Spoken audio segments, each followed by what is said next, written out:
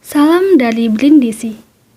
Bapak, Ibu, Saudara-saudari terkasih, kita semua tahu bahwa seminari menengah adalah sekolah tingkat SMA yang hanya diperuntukkan bagi laki-laki yang ingin menjadi seorang imam Katolik. Seminari berasal dari kata Latin seminarium, yang berarti tempat pembibitan, tempat persemaian benih-benih. Maka seminari berarti sebuah tempat di mana benih-benih panggilan imam yang terdapat dalam diri anak-anak muda disemaikan secara khusus dalam jangka waktu tertentu. Dengan tata cara hidup dan pelajaran yang khas, dan dengan dukungan dan bantuan dari para staf pengajar dan pembina yang biasanya terdiri dari para imam atau biarawan. Salah satu di antara beberapa seminari menengah di Indonesia adalah Seminari Menengah Kristus Sacerdos yang berada dekat dengan kita, yaitu Jalan Lapangan Bola Atas nomor 24. Salah satu pengajar, yaitu Romo Elio Sihombing OFM Cup, menceritakan bahwa siswa seminari tinggal di asrama selama menjalani studi. Namun di Seminari Kristus Sacerdos, asrama ini dinamakan dengan domus, dari bahasa Latin yang berarti rumah. Saudara-saudari terkasih, mungkin kita sering bertanya-tanya, apa saja ya yang dipelajari oleh para seminaris? Di Seminari Kristus Sacerdos mengikuti kurikulum nasional, memiliki 2 jurusan yaitu IPA dan IPS.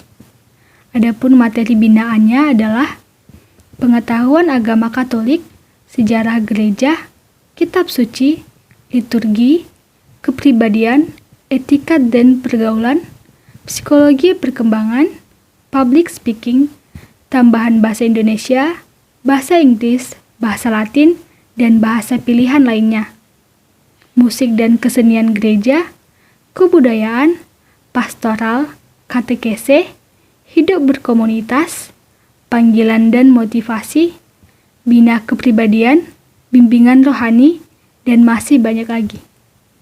Salah satu ciri khas seminari adalah adanya mata pelajaran bahasa Latin. Hal ini karena untuk menjadi seorang imam, seringkali seseorang diharuskan memahami ungkapan-ungkapan dalam bahasa Latin. Jadi, di sela-sela mengikuti kurikulum pemerintah, para seminaris harus menyisihkan waktu untuk memenuhi kurikulum seminari.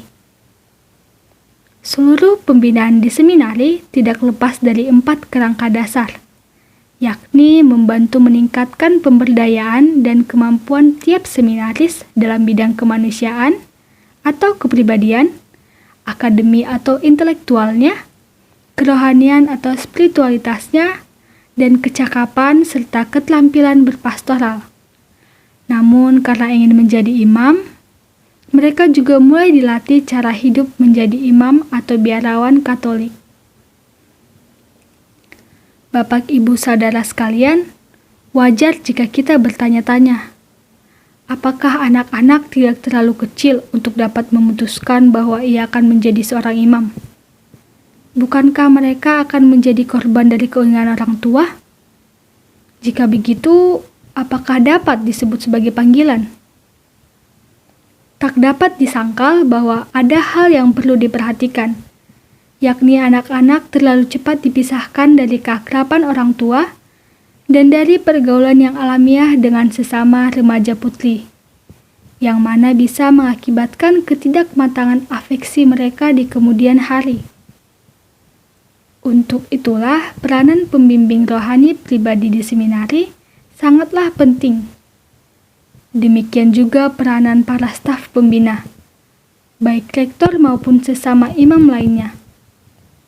Mereka bertugas memurnikan motivasi panggilan para seminaris, membantu mereka menolong dirinya sendiri untuk keluar dari kekurangan, menolong mereka untuk tiba pada keputusan yang matang dan sendiri mengambil keputusan untuk menjadi imam atau tidak.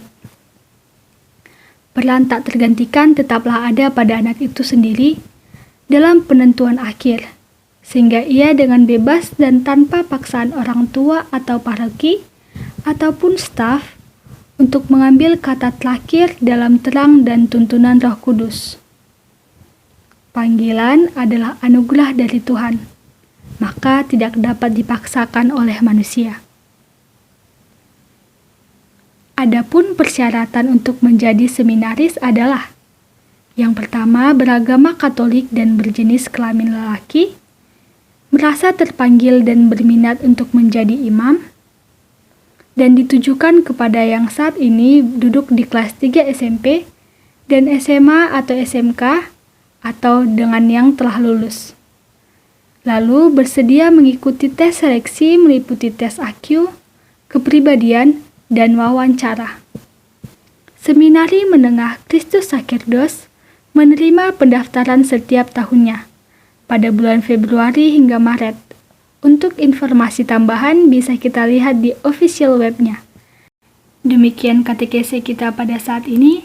Sampai jumpa di katekese berikutnya hanya di YouTube OMK Paroki Santo Laurentius Brindisi. Terima kasih.